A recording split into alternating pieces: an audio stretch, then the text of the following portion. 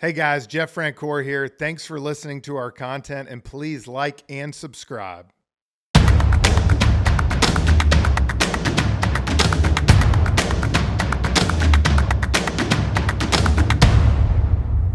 Jeff Francoeur here with Pure Athlete. Before we get to today's guest, I want to share with everyone that we have our first partnership with Booster. Now, Booster is the high school sports #1 athletic fundraising for teams and groups.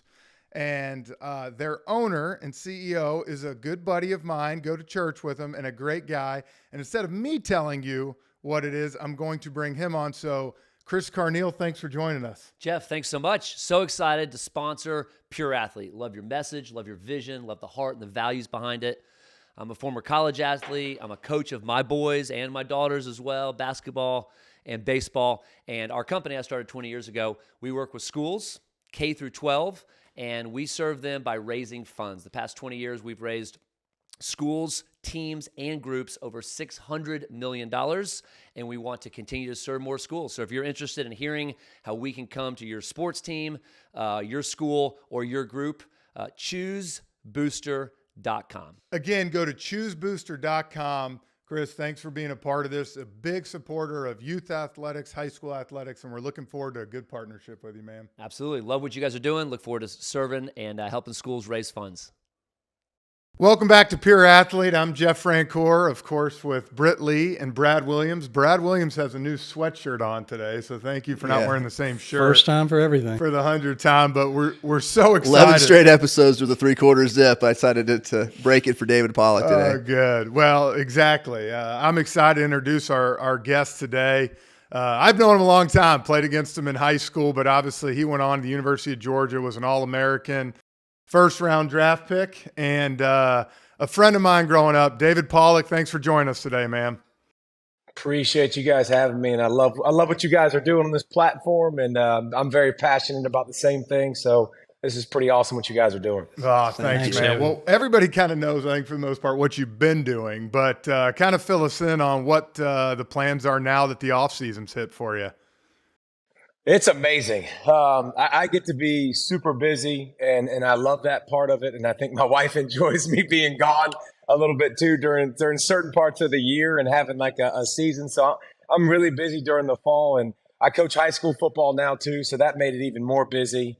But with Gameday and all the stuff that we're doing, traveling a lot. And then the season ends, and my time's done until the draft. I'm literally done until I have to go to the draft and we start preparing for those guys and talking about them and what we'll cover. But so a lot of busyness, and now a lot of finding things to do. I wake up every morning and I have a to-do list from my wife on my text message. That's what I tell her every day. Just give me a list of things. I'm not really great at like seeing what needs to be done. That's not one of my strengths. So I'm like, babe, just make it very concrete for me. And so I usually have a few lists to do, and then I work out every day, and it definitely enjoys some downtime. Oh, good. Well, I know most of our listeners know David Pollack as ESPN College Gameday, All-American in Georgia. We want to kind of talk to you a little bit before that and youth sports. And so I'm going to start off my first question with you. Give me your favorite youth sports moment for you.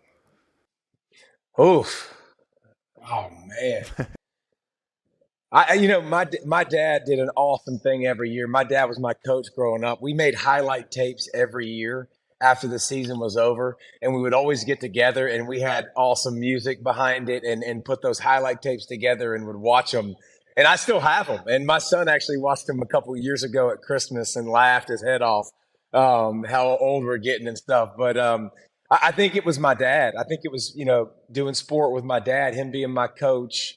Youth league football. We had a really good group of kids that we played with for so many years. And we grew up playing a sport that I learned to love and love with everything in me. And I think a lot of that had to do with how my dad was as a head coach and how he poured into me and how he loved on me. And football was a big part of a vehicle that we got to spend a lot of time together. But my dad never yelled at me. My dad never had to curse at me. He never made it. He never made me go practice drills and do things. He let me be a kid and let me love the heck out of football. So probably growing up playing football for my dad would be my best. So, David, we want to dive into that a little more because that sounds really interesting. We know that you played more than just football growing up, right? Yes, sir. Oh yeah, I played basketball and baseball. Sucked at baseball, but played it. But. Okay, now, so look, Jeff gives Brad and I a hard time about being the old guys in the room, and you just said yes, sir, to me. So we ain't gonna do that. I love it. I say yes, sir. To Hey, you, Mama, so. I didn't tell you about Mama Pollack yet. I told you about my daddy. Mama Pollack will go upside your head if you didn't say yes, sir, or no, sir. So Damn, you had to. Okay. Fair enough. Hey, take us back a little bit to the really early years, and you're playing multiple sports, and just kind of walk us through your development and how you ended up landing into, football only. I just grew up playing everything with my buddies. Had a group of friends. David Green was one of them.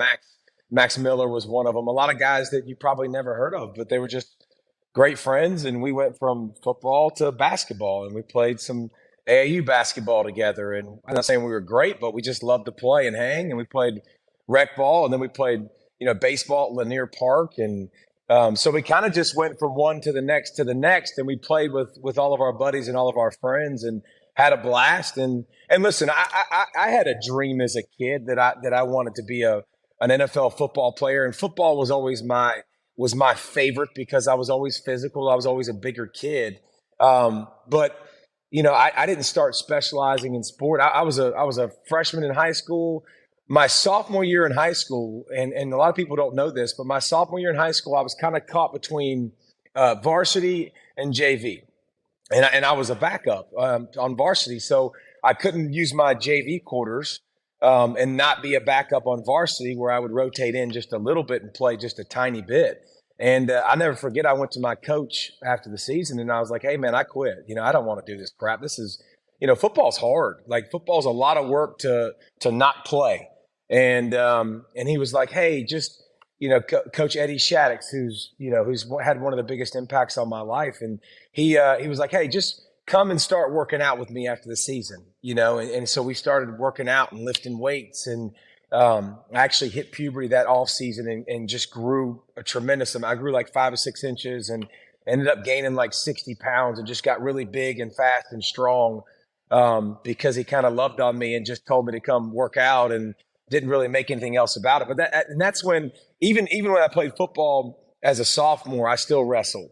I played football. He talked me into coming back out as a junior, and obviously had a lot of success. I played basketball as a junior. Like, it continued, but I think once I started going to colleges and talking to them, it was clear that football was a path that was something that I could pursue. And Georgia was right down the road, and Jeff knows my wife, Lindsay. We've been together for a long time. She's the only girlfriend I've really ever had. So to me, it was like that was the best recruiting tool for Georgia. I'm 45, 55 minutes down the road from her. So I kind of played them all for fun growing up, and then realized kind of late in my journey as like a junior, after my junior year, I was like, "Oh, this is kind of cool. I might be able to play this even further." Yeah. I didn't tell y'all actually, but Lindsay, his wife, lived in my neighborhood, so I knew they were getting serious when I started seeing his car drive through every single day. I was like, "Oh, yep, there it is." Yep. Hey, David, you're kind of synonymous when you played kind of having a motor. And was that something that you just were born with? Like, did it show up at a young age when you were really like 8 years old? Or is that something like your dad developed in you? Or is that something you kind of developed in yourself? But I mean, that's just kind of what you've been known for when you played at Georgia and in the NFL. I love that question because I talk to the kids all the time about that. My kids, other kids, we don't know what we don't know. And a lot of times as kids, they think they're playing hard, but they really just don't know. I thought I played hard growing up. I thought I was a kid that played and fought hard, and that was who I was. I'll never forget going into my senior year, we got a new football coach at Shiloh High School. And it wasn't abnormal. I had 3 and 4 years. Jeff knows we weren't very good at Shiloh very often. But he pulled me in his office. So this was after my junior year, after I've already got offers to go to school different places. He pulled me in my office and he was like, "Hey, Pollack, if we're going to win a state championship, I'm going to need you to play with better effort." And my first reaction is, "Wait a minute.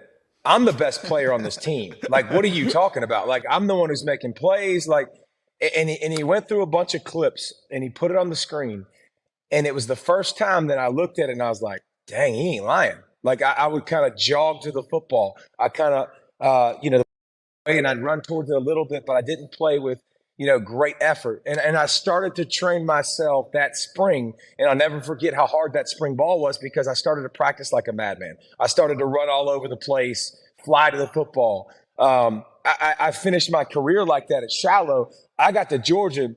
I had the awesome privilege of playing for Brian Van Gorder and my coach, my defensive ends coach, Coach Fab. And let me tell you something.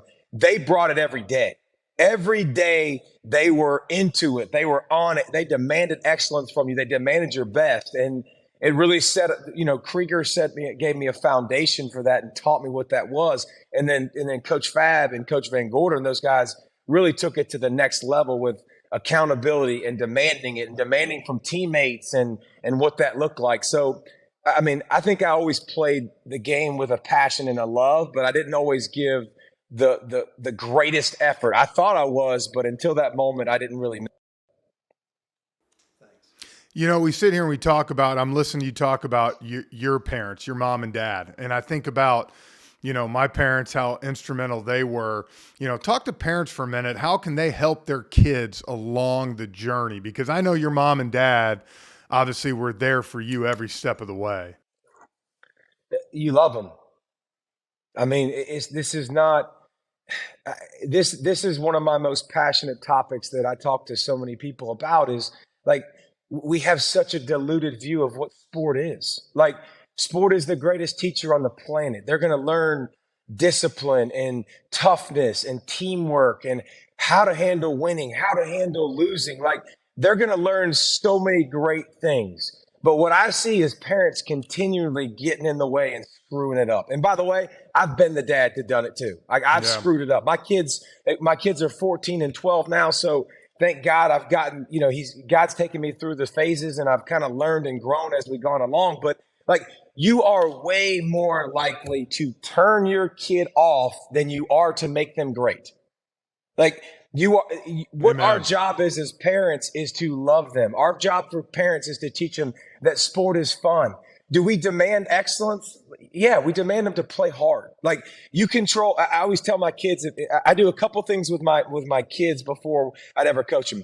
First, I'd say, and this is my daughter and her basketball team, or my son and his football team since they were 6 years old. What do you control? My attitude and my effort. That's it. You don't control whether you win. You don't control whether you lose. Like, sometimes your best isn't good enough. And every single time before they go on the floor, hey, raise your hand, kids, who's going to mess up? And in the beginning, none of them raised their hand. And I'm like, I'm your coach. I'm going to mess up today. Like, fear of failure is the biggest paralyzer for sports. Fear of failure. I don't want to mess up. I don't want to make them look bad. I don't want my parents to be disappointed. We have to take that away from them. We have to allow them to go out there and play, have fun. And so that's a lot of information there. But every time my kids get in the car, if you want your kids to validate the experience and to love the experience and to love being a part of a team and to embrace having fun, if you get in the car and the first thing you talk about is how many points you scored, you're putting the premium on points. If the first thing you talked about, I love the home run, love the touchdown, our premium is all placed on you're deeming success off of that, as opposed to, I ask my kids simple questions when they get in the car. And listen, I've also screwed this up. Let me be very clear. Like, I've learned how to mess this up along the way. But first thing is, like, I love you whether you score 50 or whether you don't score. Did you have fun? Did you try your best? Those are the three things that I wanted to hit in the car with my kids. I didn't want to hit home runs. I didn't want to hit how many points we scored. Like, I wanted to teach them, like, it's way bigger than what your performance is. Because as we know, as they get older, like, Jeff, you asked about my parents and you asked about how they raised me. Jeff Francoeur grew up in the same area as I did. I grew up in Shiloh. He grew up at Parkview. You know what made the difference between Jeff Francoeur going to the big leagues and everybody else who didn't? God-given talent. God-given talent. Like, what made me different is God gave me a huge butt and legs. Like, and I love to work out, and like, he put a chip on my shoulder and it made me different. It had absolutely nothing to do with my parents coaching me a certain way, teaching me a certain way. My parents let me play. My parents didn't put me in private lessons. My parents didn't have me a weight training coach. My parents didn't do any of that stuff. And when I got to Georgia, guys, when I got to the University of Georgia, there were so many 5-star kids. You look around and you go, God, look at that freak. Look at that freak. Like, this is crazy how many guys there are. But you know what? One of the biggest differentiators between me and them, I loved it. I loved showing up every day. I loved working because I wasn't ground to a nub. I wasn't told I had to do X. I had to do Y all the time. My parents let me go play in the neighborhood, ride my bike. If I wanted to do something, I did something. It wasn't about I have to do drills. I have to do X. I have to do Y. And I think that's a big part of the reason why I was successful. David, that's I mean, those are awesome words, but they're also counterculture to today's sports culture. So, you know, you're out there all the time, you're coaching kids, you're working with families. How do you impress that upon parents, you know, who are spending gobs of money today on private lessons, and kids are spending all their time, very little time playing just for fun. You know, it's all about next level. The reason that this is my opinion, the reason that youth sports is where it's at is because of money. Youth sports is about making money. It's about how many tournaments can we play. Oh, okay, so you lost. Let's just put you in another division so you can go play more in a different division. We'll put you with kids that are your. It's about money. Like I'm just telling y'all that are in the thick of it. Like you're going to get to a point. You're going to get in 8th grade. You're going to get in 7th grade with your kids, and you're going to look back and you're going to like, why did I waste all my time at a ballpark? Like we are modeling the foundation of our kids' future. We are modeling it to them. If sports are everything, and sports are the reason why we wake up, and the reason why we do X, the reason why we do Y, guess what? They're going to be set up to fail, because at some point, every single person's cleats are going to be hung up. Every single person's, all of us, all of our cleats are going to be hung up at some point in time. And so I think the reason we think we're getting behind, because everybody's doing X, Y, and Z, and we got to keep up. If we don't do that, our kids aren't going to be successful. That's bullcrap. If you got it, you got it, by the way. Like if you're a really tall, long, athletic kid and you start playing basketball a little bit later than everybody else, sorry, you'll still get it. Athletes pick up, by the way, athletes pick up a ball and they get better way faster than non-athletes. Like you can pick up a ball your whole life. Like it's just a part of it. But I think it's distorted. And listen, and here's the biggest part to me. When we say yes to something, we're usually saying no to something else, right? And we're showing our kids what's important. Every Sunday we're at the ballpark. Where's God? Where's church? Absolutely. Like, church is the biggest church. Okay. We talk about it in the Pollack family all the time. And like, listen, God is the most important thing. Well, if God is the most important thing in our household, and we go to a baseball tournament and a basketball tournament every Sunday and we don't go to church, I'm telling them something, but I'm showing them something completely different. And, you know, we had to make choices with our sports teams, and I don't regret any of them. I'm thankful, and honest to God, I wish I'd have done more of skipping tournaments, skipping those times, because my kids play basketball right now. They both play on the 8th grade team in basketball for North Oconee. And every Wednesday after every single basketball game, we take our uniforms and we go to church. On Sundays, we're going to church. We're a family that we go to church and we also play sports. Yep. So I think, you know, we've got to put the emphasis where it's most. And listen, I am competitive as crap. I'm one of the most competitive people you'll ever find. Like I'm gonna be the insane guy that's jumping up and down and has a lot of energy, and I want to win. But we've got to show our kids. We have to model to them what's important, because more is caught than taught in this world in every aspect. And our kids are watching. And they're watching what we're modeling, and whatever we're modeling, they're going to adapt and they're going to become. Hey man, I coach a travel softball team, and we only play in one-day tournaments on Saturdays for that reason, because I'm not playing on Sunday morning. And same thing, our last tournament this year is June 3rd and 4th, and a lot of the parents, well, what are we going to do the rest of June? And I'm like, go to the beach, go to the pool, do stuff. Right. Because, you know, ultimately, I love that. Yeah, I mean, ultimately, you know, you only have these kids' attention for so long, too. I think, you know, so many people try to run it, like you said, like a pro sports team. It's like, dude, they're 9. You get them for an hour, hour and a half, and then they're done. Yeah, and you said it, Attention David. span's gone. And Britt and I laugh about this as being older dads, and he's through the journey, and I'm still a little bit on the tail end of the journey. But the puberty is the great equalizer, right? I mean, it's like it changes everything. And so if you were a commissioner of youth football, how would you change things up until that point? Like you said, because really everything changes once they hit puberty, and the athletes are going to be the athletes. So what do you do to, if you were a commissioner of youth football league, how would you do things differently than kind of what it is now? I think the way we ran our stuff is the only thing that I kind of know in growing up with my son, but we did a lot of blocking and tackling to start our practices in the beginning of practices.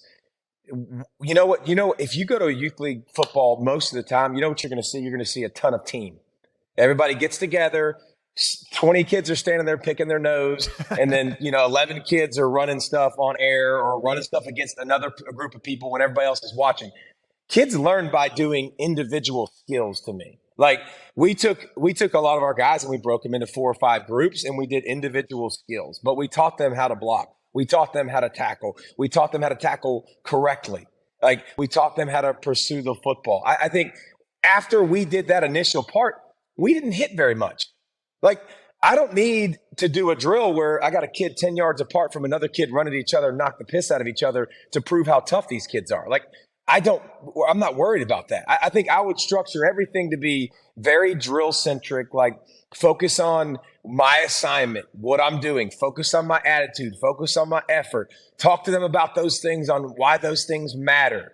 We did a lot of watching tape. Like one of our days of practice was watching tape with the kids just to teach, because these kids are stimulated with an iPad. They're stimulated with a phone. That's how they learn. That's how they grow. So I think showing them, the way they play and showing them those things are very important. So I just would do probably than most people, I would do less hitting, more individual drills, more fun. Like we didn't condition.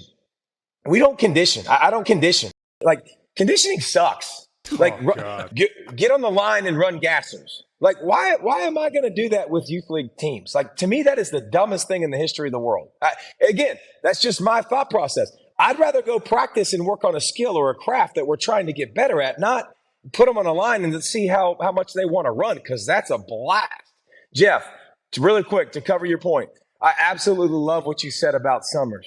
I was talking to a buddy of mine at church the other day. We were having a similar conversation. He was like, man, I wish I didn't waste all my time travel baseball. My son doesn't even play baseball anymore. Yep. I wish I'd have done more vacations.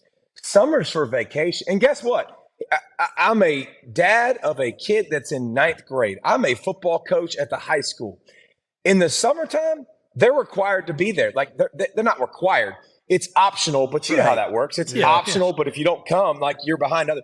I don't give a crap. Yep. Like I don't care. Like guys, your kids' journeys in 7th, 8th, 6th grade, 5th grade, like that's not going to define their journey when they're older. Yep. There is one person and one person only who will define your kid's dreams, and that's your kid.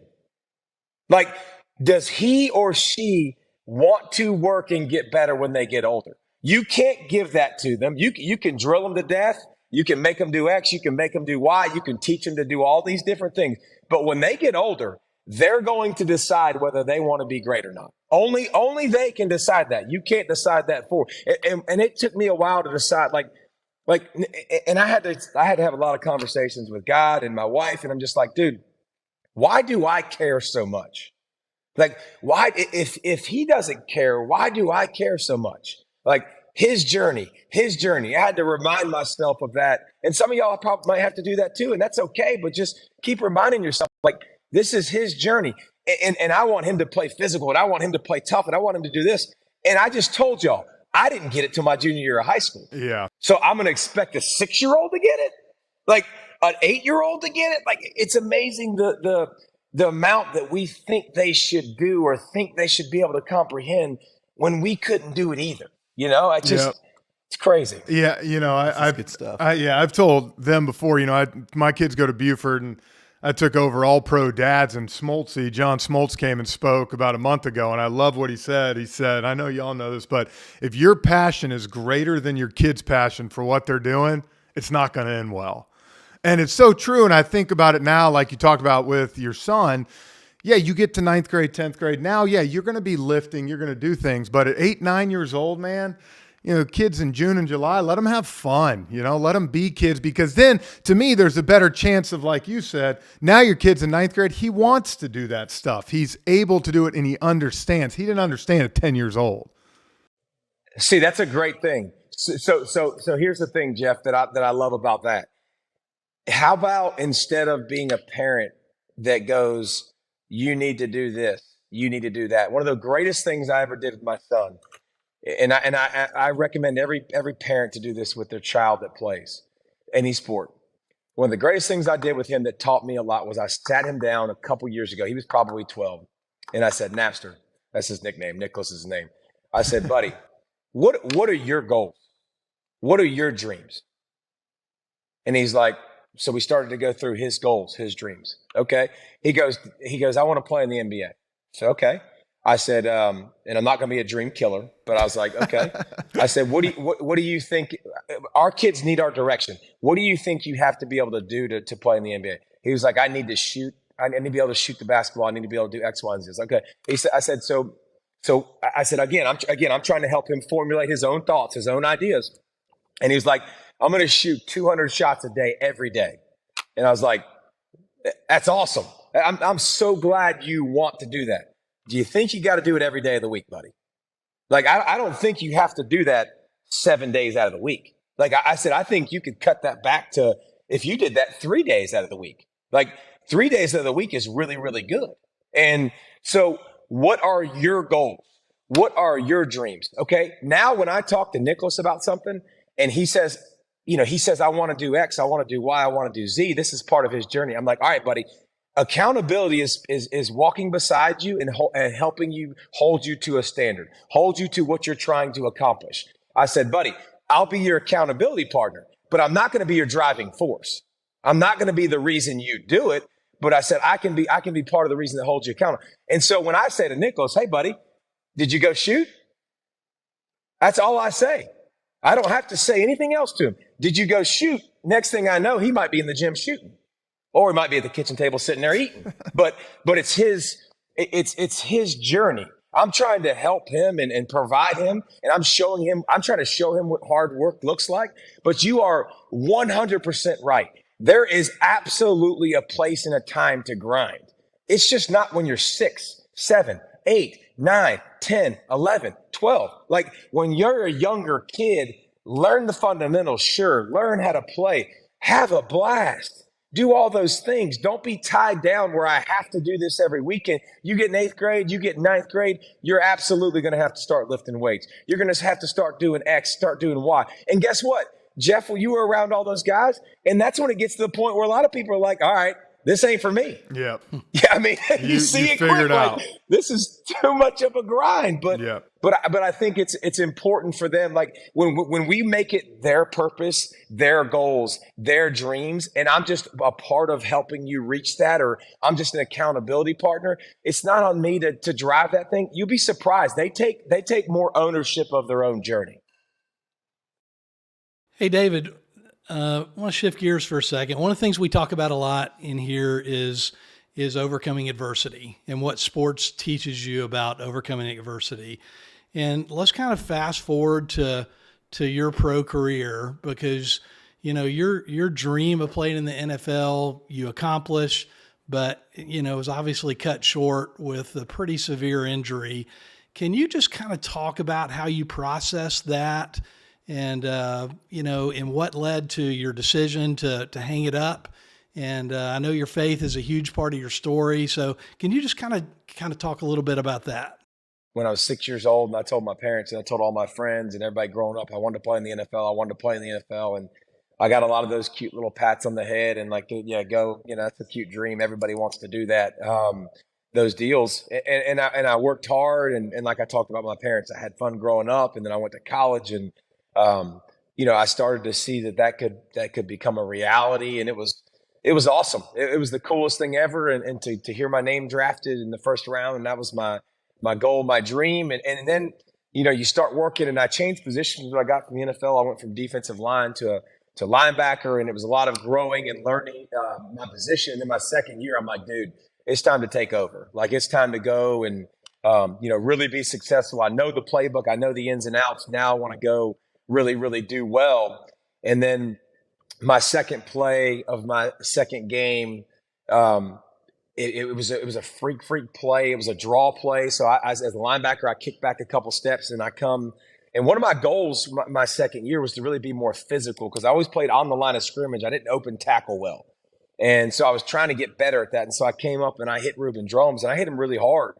And it was just the first time when I went down, I went face down, and I couldn't move my upper body. And I'd had stingers and I had those things in the past, but nothing like this. And on the field, can't move. They take you underneath the stadium, and they did x-rays right there. And they're like, hey man, you fractured your C6, C7. I'm like, cool, be back in a couple weeks. No big deal. And it's like, no. That means you broke your neck.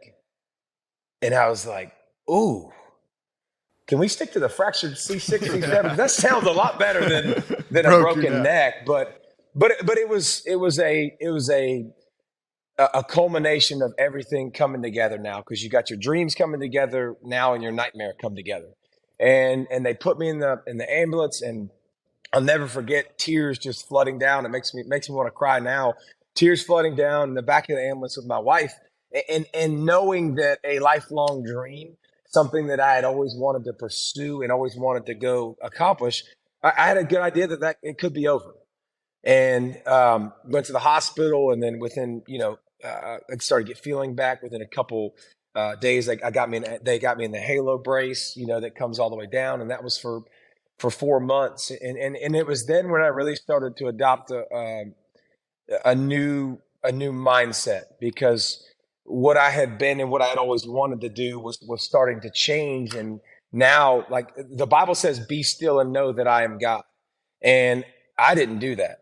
Okay. If I had an extra 10 minutes, I was gone. Like, I was running, I was going to do something, I was going to play something. Like, I wanted to be in the mix. And I never just sat and listened to God. And because I didn't sit and listen to God, I didn't hear from God a lot.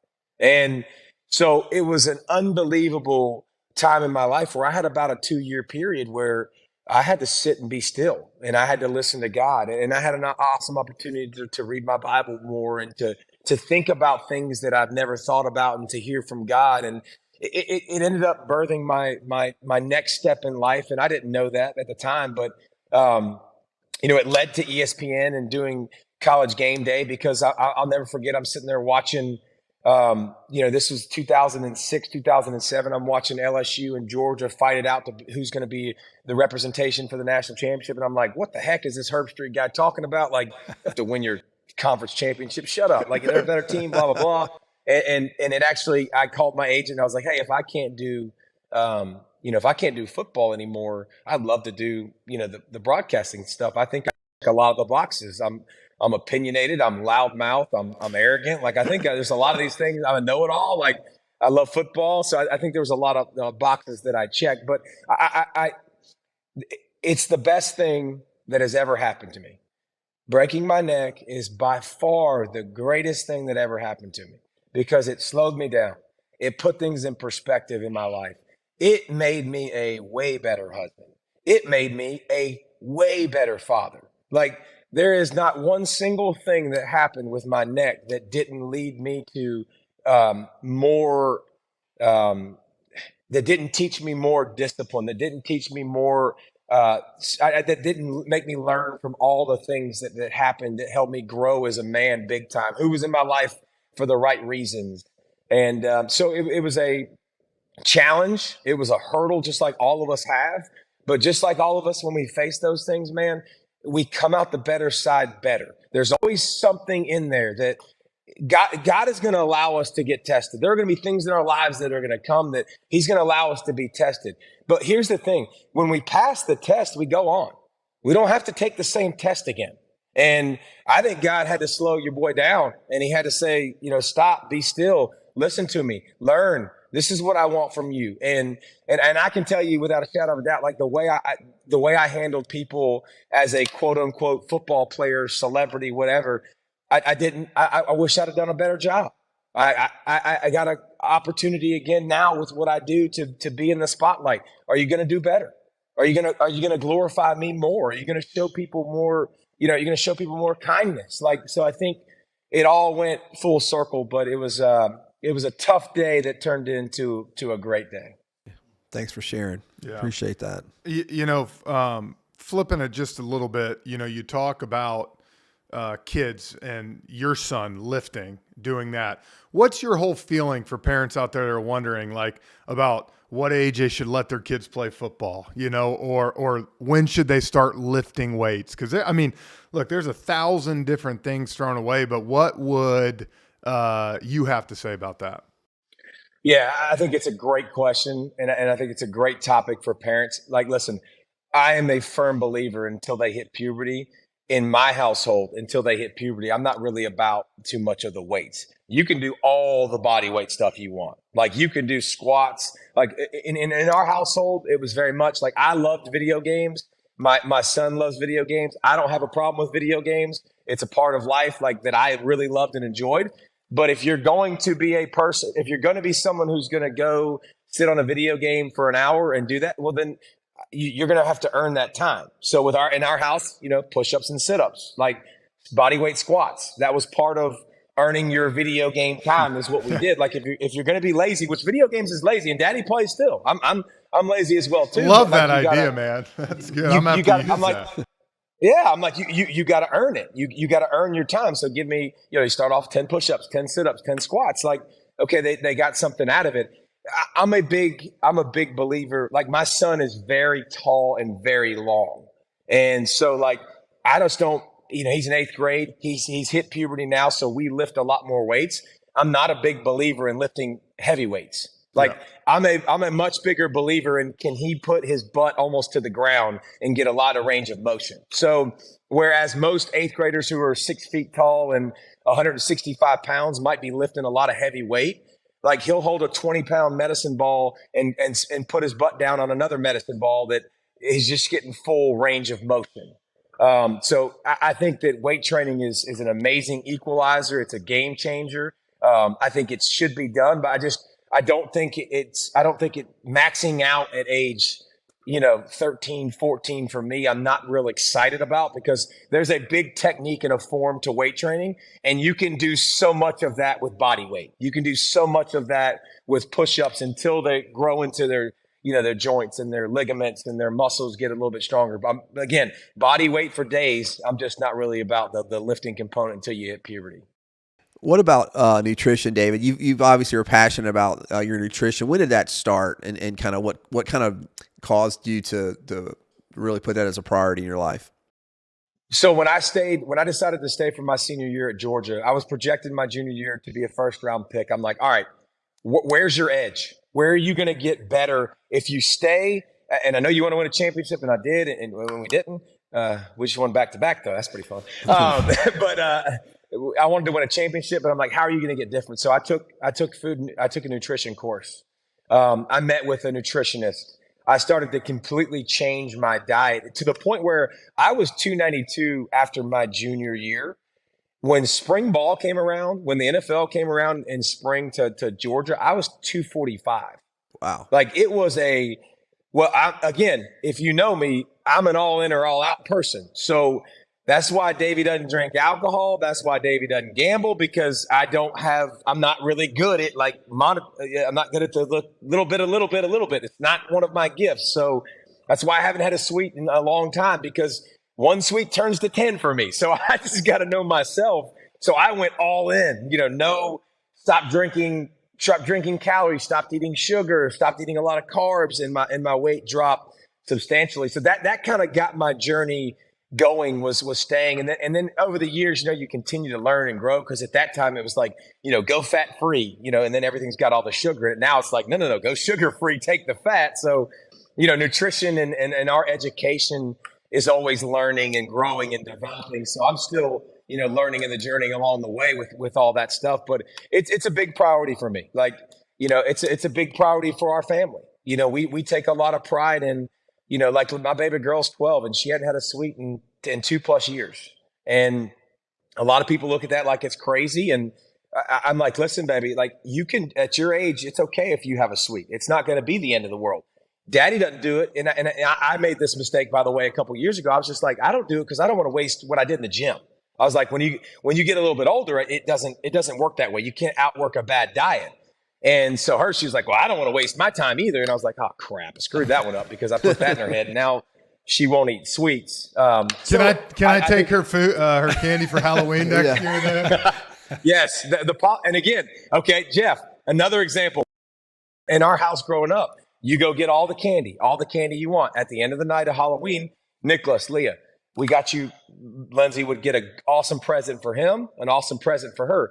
Do you want the candy or do you want the present? Every year they took the present. We gave the candy away. Like it was just little things like that I was really wrong in the beginning with my son, and I did a poor job because when he was first little, I was like, wait a minute, you ate your portion control, you're done. Like, and at like 6, he was like 30 pounds, and it was absolutely my fault. But I was like, let's find a way to learn how to eat healthy and what's important. And this is important, how you fuel your body. Now you get older and you're like, okay, everybody's metabolism is different. You got to eat, you got to eat carbs. You got to eat all the things together. And so we've kind of learned along the way. And now my son, who's 14, is a teenager. I can barely afford to feed the big dude. Speaking of back-to-back, I got obviously, like everybody, a good laugh. I know you got a good relationship with Nick Saban, but did you have any idea it would blow up like that? Oh, I had no clue. It was awesome. That was outstanding. Yeah.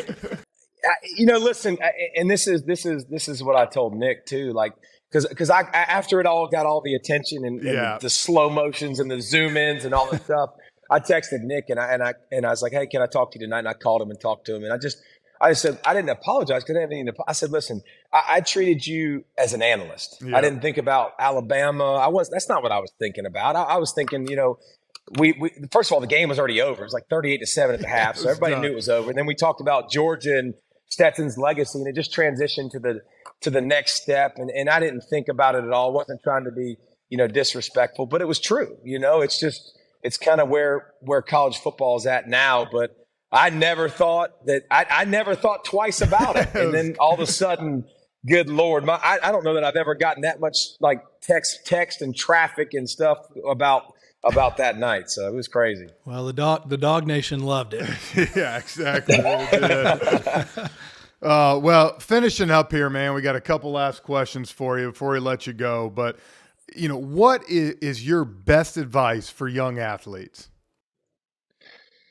Oh, I would say learn to compete as hard as you can and don't worry about messing up. Like, learn to do all of your stuff fast. I think everybody always says like, oh, be controlled. I think go as fast as you can, go as hard as you can, learn all the other stuff along the way. Like, enjoy the heck out of sports for what it is. Sports are really, really fun. Enjoy your friends. Like, instead of chasing elite competition all the time or elite tournaments and stuff like that, do sport with the ones you really like and the ones you really enjoy. Like, the families you enjoy spending time with. But I think realize too, like, as much time as you spend chasing sport, you are sacrificing other things. And so like with my son, it's a constant conversation with my daughter. Like, are you reading your Bible? Is that as important?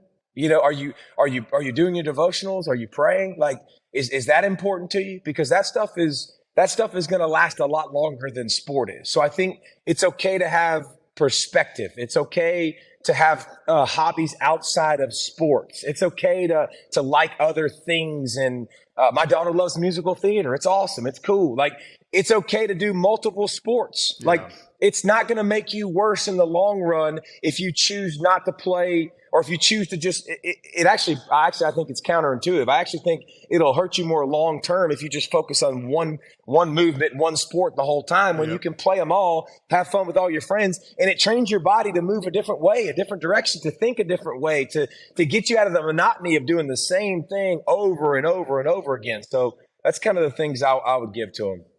And my last question, what's one thing or a couple things that you could share, with everybody that your parents instilled in you that you kind of flipped it and you instill in your kids now, knowing that it works?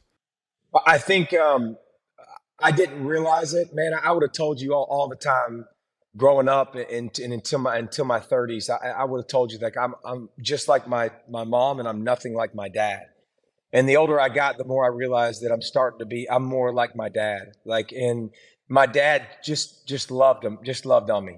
And I just appreciate so much the way he handled sports and the way he handled me. Didn't place huge expectations on me, didn't demand me to do X, Y, and Z, just kind of showed up and loved me and coached all my sports. And he sacrificed a lot of financial opportunities just to coach my sports and to be a part of my life. And so I think, the things my parents did was they loved me. They plugged into the things that I was doing. That's another big thing, guys. Whatever your kids like to do, plug in.